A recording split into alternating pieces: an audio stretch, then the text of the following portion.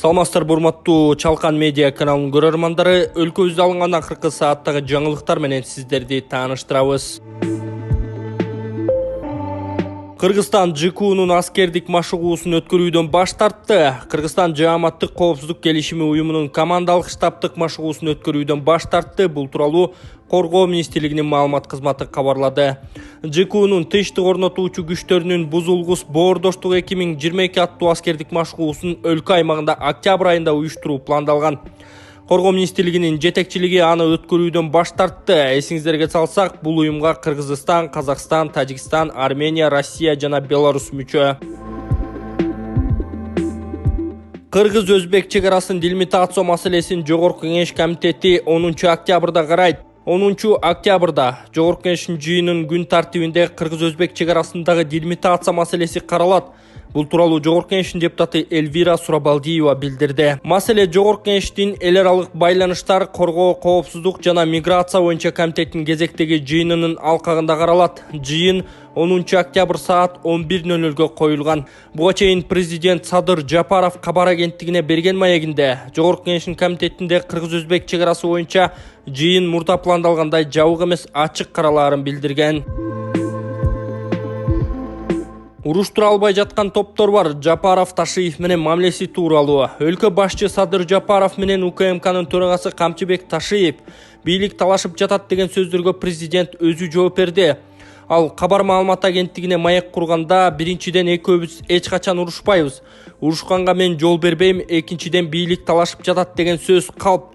Мен кандай буйрук берсем дал ошондой кыйшаюусуз аткарат. Анткени жеке кызыкчылыгым үчүн кандайдыр бир иш жөнүндө буйрук бербейм. Бир гана мамлекеттин кызыкчылыгы үчүн болот, деди өлкө башчы Жапаров. Жапаров аны Ташиев менен уруштургусу келгендер бар экенин айткан. Экөөбүздү уруштура албай 2 жылдан бери түн уйкусу жок иштеп жаткан топтор бар. Баарын билебиз. Алар Ташиев кадр чечип жатат, Ташиев президент болгусу келип жатат. Дей берсе эле мен аларга ишенип кызганып, Ташиевти кызматтан ала коймок белем. Мен бийликте канча отурсам, Камчыбек Ташиев дагы ошончо отурат. Эң негизгиси мамлекеттин элдин кызыкчылыгына каршы келген иштерди жасабасак болду, деген президент.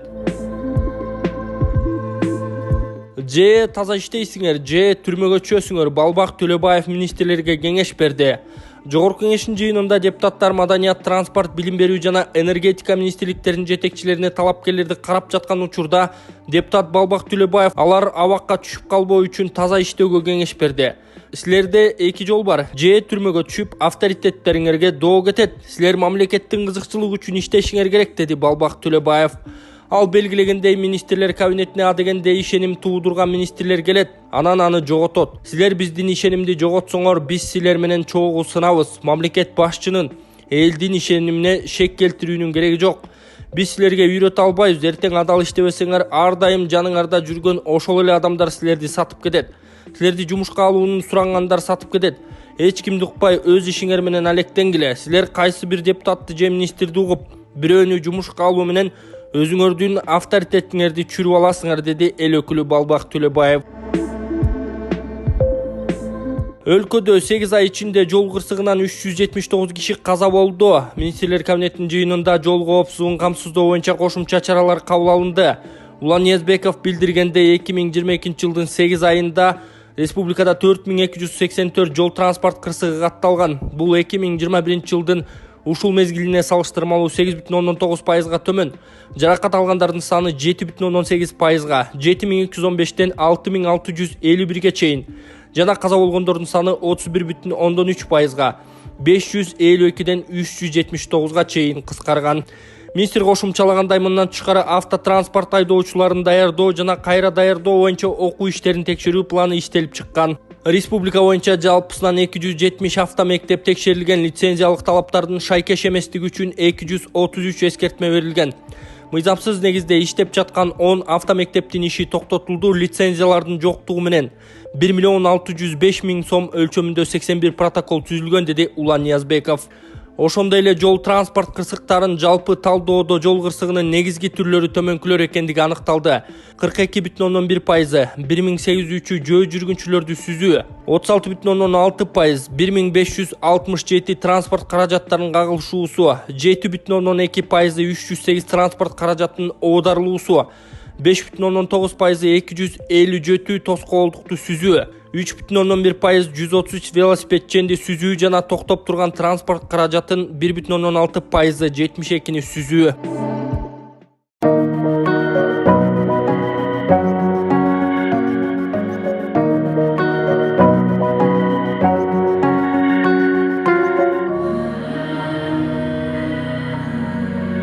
Буюрса, могу машинаны Ислам кооперативинен алдым.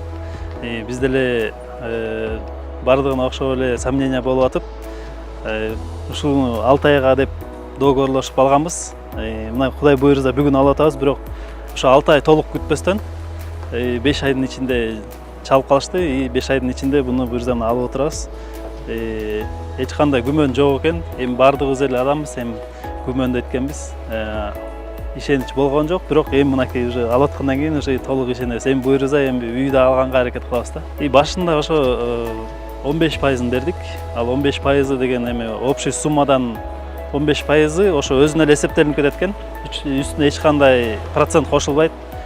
Бул исламский болгондуктан эч кандай процент деген жок экен. Ислам кооперативине өтө чоң терең ыраазыбыз. Буйрса мынакей биз жаңы тулпарлуу болуп турабыз. Договор полностью алдык. Эч кандай мындай сомнение кыла турган эч нерсе жок экен. Договорду да окуп чыктык. Буйрса.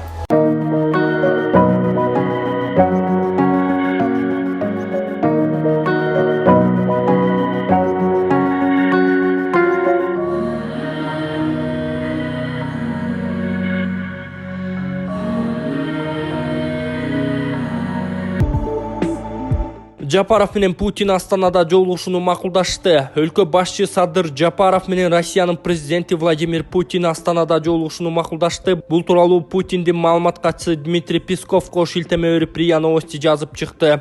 Песковдун айтымында президенттер Санкт-Петербургда өткөн КМШ мамлекет башчыларынын бейрасмий жолугушуусунун алдында телефон аркылуу сүйлөшкөн. Саммит алдында өлкө башчы Путин президент Жапаров менен телефон аркылуу сүйлөшкөн. Алар эки тараптуу мамилелерге байланышкан маселелерди талкуулап Астанада жолугушууну макулдашты деген Песков Россия 1 телеканалындагы Москва Кремль Путин программасында маек куруп жатып. Эсиңиздерге сала кетсек, КМШ лидерлеринин жыйыны 7 октябрда өткөн. Ага Жапаров барган эмес. Ал эми расмий саммит ноябрдын ортосунда Астанада өтмөкчү. Чек ара кызматы бөлүктөрдө тамак аш тартыштыгы тууралуу маалыматты четке какты. Чек ара бөлүктөрүндө материалдык ресурстар менен тамак аштын жетишсиздиги тууралуу социалдык тармактарда тараган маалымат чындыкка дал келбейт. Бул тууралуу УКМКнын чек ара кызматы билдирди. 8 октябрга карата кыргыз-тажик чек арасындагы бөлүктөр жана өткөрүү пунктлары нормага ылайык бардык түрдөгү материалдар менен 100% камсыз болгон деп айтылат билдирүүдө. Маалым болгондой, Баткен облусу боюнча чек ара кызматынын өздүк курамы кийим-кечек, кышкы жана жайкы кийимдер жана жеке коргонуу каражаттары менен толук камсыздалган. Кызматтын өзгөчөлүктөрүн эске алуу менен чек ара заставаларында 2023-жылдын июнь айына чейин узак мөөнөткө сакталган тамак аш азыктары сатылып алынат. Тез бузулуучу азык-түлүктүн запасы 3 айда бир жолу толукталат дешти УКМКдан. Ведомство жетекчиси чек ара бөлүктөрүнүн кышка даярдыгын текшерүү үчүн Баткен облусуна жөнөп кеткен. Субаналиев Жапаровдун ал жөнүндө айткандарына жооп берди. Президенттин Баткен облусундагы мурдагы өкүлү Өмүрбек Субаналиев кызматтан кеткен себеби боюнча комментарий берди. 9 октябрда журналисттердин суроосуна жооп берип, ал 2021-жылы чек арадагы кандуу окуя учурунда элди эвакуациялоо жана тажик тарап менен сүйлөшүү иштери менен алек болуп жүргөнүн, кагылышууну өз күчтөрү менен токтото алышканын айтты. 28 апрелде чек арадагы абалды жайгаруу үчүн Кызыл Бел менен Гулистан бекеттеринин ортосунда нейтралдуу тилкеде чоң делегация болуп, Согди облусунун губернатору менен жолугуш өткөрдүк. 29 апрелде элди эвакуациялап түшүндүрүү иштерин жүргүзүп, акимдер бардыгыбыз өзүбүздүн функционалдык милдеттерди аткарып жаттык. Бир топ сүйлөшүүлөрдөн кийин тынчтык келишими кабыл алынып, протоколго кол коюлду. Якимовдун Тажикстандын УКМК башчысы катышуусунда өткөн жолугушууну тажик тарап тартып чыгарган. Ошол жолугушууга кеткенде кабинетимди келип тартышып, Субаналиев ордунда жок деп маалымат таркатышкан. Айта кетүүчү нерсе, ал күндөрү бир дагы чоң чиновник Баткенге келген эмес. Биз өзүбүз ошол кагылышууну токтотконбуз. Президентке тынбай маалымат берип тургам. Ал эми кызматтан кеткенибиздин себеби 30дан ашык адам каза болуп, моралдык жоопкерчилик бар эле, деди Субаналиев. 9-октябрда президент Садыр Жапаров кабар агенттигине маек куруп иштен алынган жетекчилер тууралуу суроого да жооп берген. Ал Субаналиев чек арадагы окуя учурунда иш бөлмөсүнөн чыкпай жашынып отуруп алганын айткан. Сүйлөсө асманды сүйлөгөн, бирок ишке келгенде 0 жетекчилер бар экенин айткан Жапаров Өмүрбек Субаналиевди мисал кылган. Субаналиевди Баткенге жибердим. Сиз генералсыз, тажрыйбаңыз бар, тажиктер менен жакшы мамиле түзүп, чек арада атышуулар болбогудай аракеттерди жасаңыз деп. Анан эле 29-апрелде тажик тарап биринчи агрессия кылганда тажиктерге барып сүйлөшкөндү бияка коелу. Облустук администрациянын алдында чогулган элге чыкпай, кабинетинде жашынып отуруп албадыбы? Анан дароо алмаштырдым, деген Жапаров. 7-октябрда Субаналиев Азаттыкка курган маегинде Жапаровдун бийликке келишин убагында өзү да колдогонун айтып, анын башкаруусундагы 2 жыл тууралуу пикирин билдирген. Субаналиев чоң убадалар болгонун, бирок көбү аткарылбаганын, анткени кош бийлик болуп жатканын, проблемалар үйүлүп калганын, криминалдын бизнеске таасири аябай өрчүп кеткенин жана ага каршы эч ким күрөшпөй жатканын айткан.